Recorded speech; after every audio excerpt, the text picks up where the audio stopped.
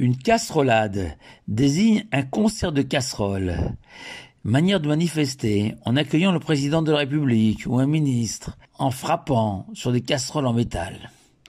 Dans notre paracha de Haremot Kedoshim aussi, il est question d'une forme de casserolade. En effet, le rituel ou cérémonial au temple de Jérusalem, le jour de Kippour, est décrit et détaillé au début de la Sidra de Haremot. La Torah enseigne qu'en ce jour de grand pardon, l'un des points culminants de Kippour était atteint avec le sacrifice de 2 boucs parfaitement identiques.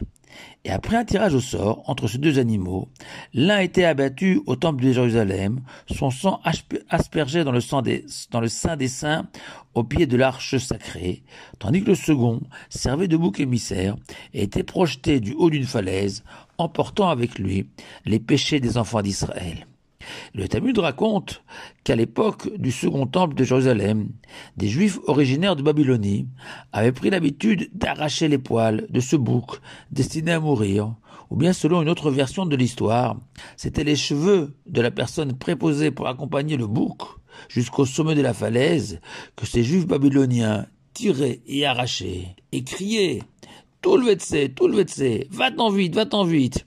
et débarrasse-nous de nos péchés. Et le phénomène était tel que devant ces manifestants, nos sages ont construit un pont, une rampe surélevée, menant de la cour du temple vers l'extérieur de Jérusalem, sur laquelle le bouc émissaire était conduit, et ce afin de le protéger de ces Juifs babyloniens venus exprès s'en prendre à lui ou à son accompagnateur. Et si au sujet des casserolades d'aujourd'hui, je vous laisse, chers auditeurs, seuls juges du bien fondé de cette manière de manifester. Mais concernant les manifestants du temple de Jérusalem, le jour de Kippour, Rabbi Yehuda indique clairement dans le Talmud sa désapprobation et condamne cette manière de manifester. En effet, Rabbi Yehuda révèle qu'en fait, ces manifestants n'étaient pas originaires de Babylonie comme indiqué, mais d'Alexandrie en Égypte. Alors s'ils étaient des Égyptiens, pourquoi les présenter comme des Babyloniens?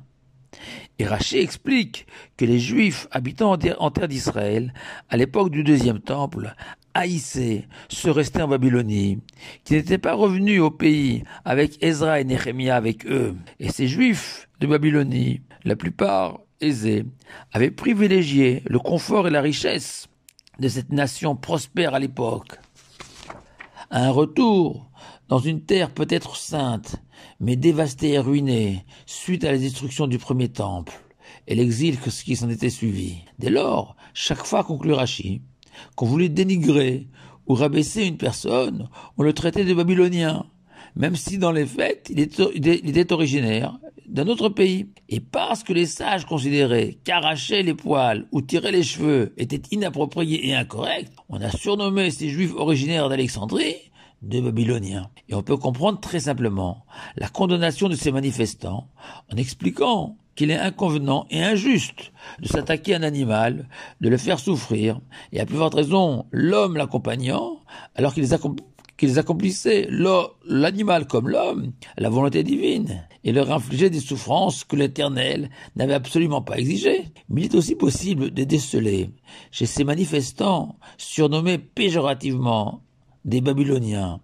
une faute beaucoup plus grave, et que nombre d'entre nous, et moi le premier, commettent régulièrement. Ils agressaient le bouc émissaire ou son accompagnateur, comme s'ils étaient responsables de toutes les fautes d'Israël, alors qu'ils n'étaient que la conséquence des péchés commis par les Juifs tout au long de l'année passée, et que l'animal venait expier ses fautes, et que la personne à laquelle il fallait tirer ou arracher les cheveux, c'était bien eux-mêmes les véritables fauteurs, mais par lâcheté ou par ignorance, ou les deux à la fois, ils se défaussaient et se déchaînaient contre le pauvre bouc émissaire ou son accompagnateur, un peu dans l'esprit de l'usage de ne pas manger le jour de Rosh Hashanah, du Nouvel An, de noix, égos en hébreu, dont la valeur numérique est égale à celle de chet, un péché en hébreu, et ce afin d'éviter en ce jour de jugement de mentionner, de rappeler le mot péché. Et le rabbi de Kotsk fait remarquer que c'est un très bel usage de s'abstenir de consommer des noix, mais qu'il ne fallait pas oublier que notre véritable adversaire en ce jour, ce ne sont pas les noix, mais bien les fautes elles-mêmes. par le geste, la parole ou la pensée, en ces jours de Rosh Hashanah. Malheureusement, par facilité, par atavisme, par superstition souvent, on s'attache à des symboles, on respecte des coutumes, des usages, occultant l'essentiel. Telle l'anecdote racontée par le Talmud de ces Juifs qui avaient l'habitude de planter un pin lors de la naissance d'une petite fille et un cèdre pour un petit garçon.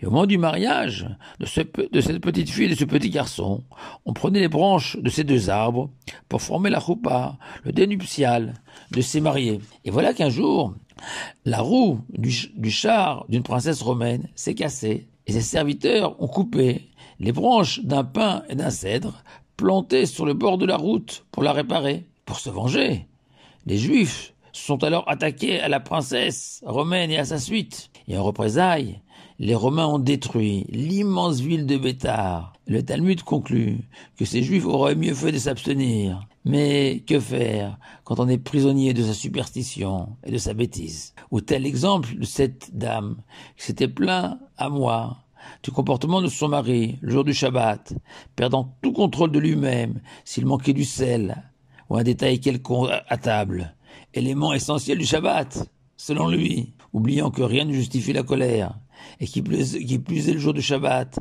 dont l'essence est bien le shalom, la paix et la sérénité. Et pour être bien sûr de me fâcher avec tout le monde, j'évoquerai aussi ces fidèles capables de se disputer ou de se fâcher en pleine choule, parce qu'ils ont été privés d'une haftara, d'un office destiné à honorer la mémoire de leur être cher disparu. Oublions à nouveau que plus que des mots, ce sont des gestes nobles, des attitudes dignes qui honorent ses proches décédés. Une phrase pour terminer. Une casserolade est destinée à attirer l'attention, selon la définition du Larousse. S'attacher uniquement à un symbole, c'est au contraire pour mieux détourner son attention de l'essentiel. Shabbat Shalom à vous tous.